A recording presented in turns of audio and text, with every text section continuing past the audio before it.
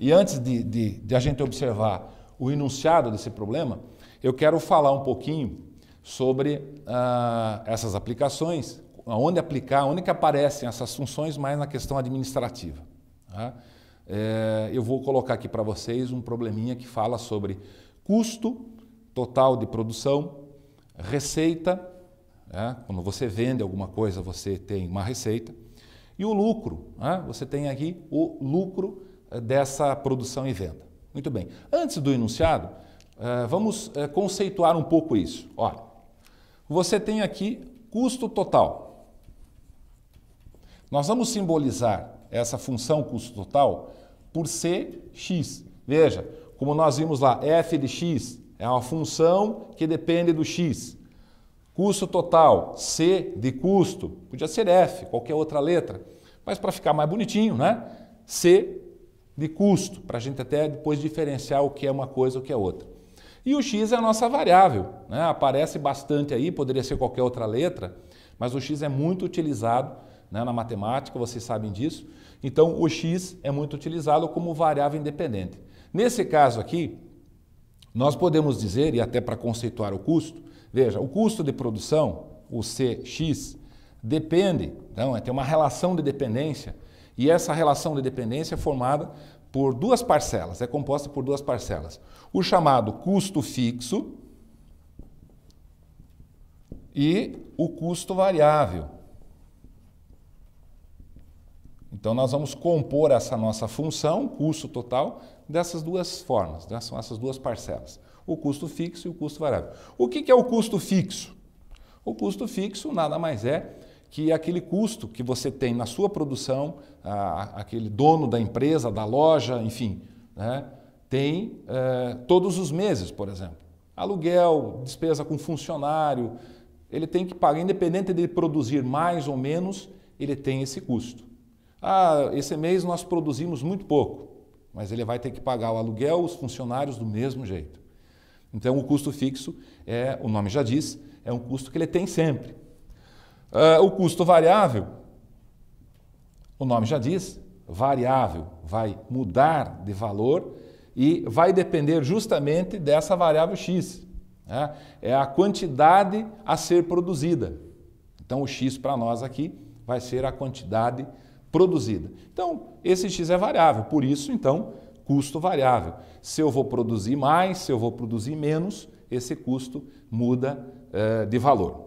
Então, aqui nós temos o conceito de custo total. Depois nós temos o conceito de receita total. Como escrever a expressão matemática que representa a receita total nessa história toda. Veja, eu vou colocar aqui para vocês um exemplo bem simples e bem prático, né? Fugindo um pouquinho dessa parte mais teórica. Veja, se você tem uma empresa e produz 50 unidades de um determinado produto. Do ladinho você tem a tua loja e vai vender esses produtos. Muito bem. Receita está relacionado com venda.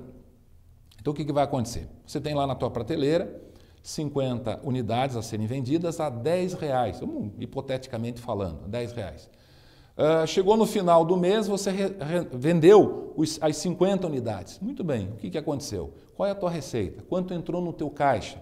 50 unidades vezes, né, multiplicado pelo R$10, você tem R$500. R$500 representa, então, a quantidade de dinheiro que entrou no teu caixa. E isso, então, nós dizemos que é a tua receita.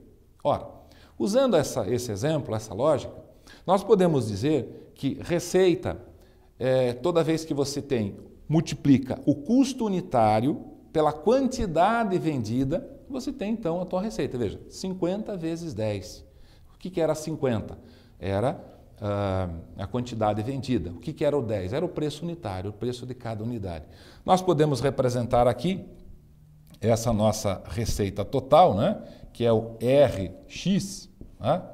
Que vai ser então o preço unitário pela quantidade. Né? Eu poderia colocar aqui preço, né? P vezes o X. O P de preço vezes a quantidade vendida. E a questão do lucro, você vai produzir você vai vender e, é claro, quer ganhar um lucro. Né? Mas veja, voltando naquela historinha, né, da tua empresa, você produziu 50 unidades, vendeu a R$10 cada unidade e obteve uma receita de R$500. Será que esse R$500 representa o teu lucro? Claro que não. Por quê? Porque você tem que pagar ainda os teus fornecedores, o teu funcionário. Lembra lá do custo fixo, né, do teu custo variável? Você tem que pagar tudo isso. Portanto, você tem que deduzir do R$500 a questão do custo. Ok? Muito bem. Então, usando essa lógica, nós podemos conceituar que, vamos chamar aqui de L de X, né? O teu lucro vai ser, então, a receita, o total de dinheiro que entrou no teu caixa, menos o quê? Menos o custo. Aí. Então, dessa forma, nós estabelecemos aqui essa relação importante que, na verdade, faz parte, então, desse conjunto todo de funções.